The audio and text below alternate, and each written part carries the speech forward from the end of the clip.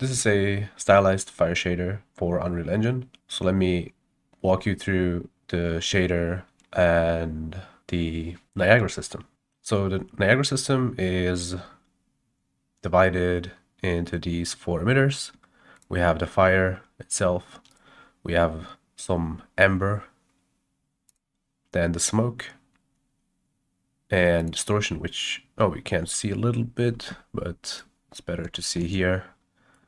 And then when we combine all of these, it looks like this.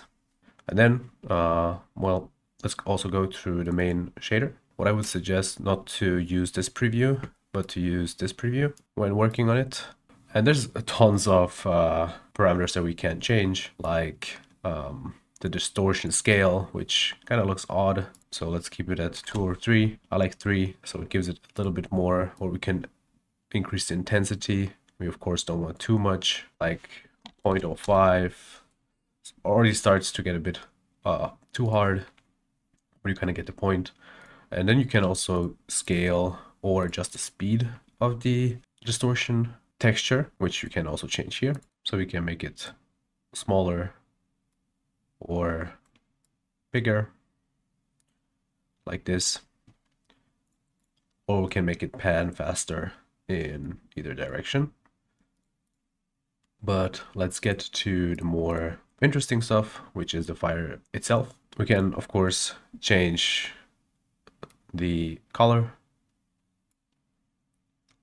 to, for example, this red, which also looks pretty cool. And that is for the edge, for the outer color. Then you can increase the gain of that color, so it's more intense. We also have the color inner, which is the glowing parts, basically. So we can change that to this purple, I guess. And also adjust that intensity. And we can also adjust the fire shape. So we can make it less intense. We can also make it more intense.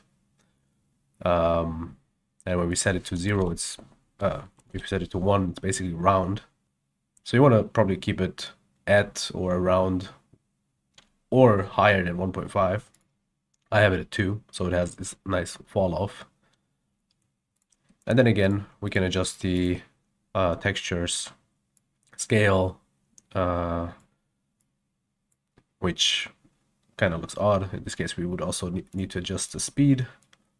But we can also make it bigger like this. But then we would probably need to make the speed a bit less. And then we can also lower maybe the distortion a bit. And we have like some even more stylized fire. Then we can adjust the flame texture itself. So let's just take this other color noise, which we also use here for the distortion. And then we have the inner exponent, which controls the, let me reset some stuff here so we have a better look at these things. So the inner exponent basically exposes the highlights. So if I make it smaller, you can see they're getting more intense. But you will notice when I go higher, it loses more of these highlights. And then we have general intensity, which controls everything, which is nice to have if you want to bump it up a bit, maybe to 1.5 or 2. And then lastly, we have the opacity exponent, which controls the shape of the outer shape, just like this one controls the inner highlight. This one does it for the edge. So as you can see, the higher it goes, the less it is influenced by the noise texture. And also this way we can actually see the fire shape here with this parameter.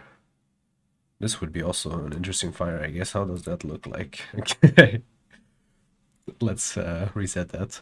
But yeah, you can again make it here maybe smaller and less intense, or you can make it bigger and more intense and play maybe with these two to create an interesting fire. Obviously I have this point light.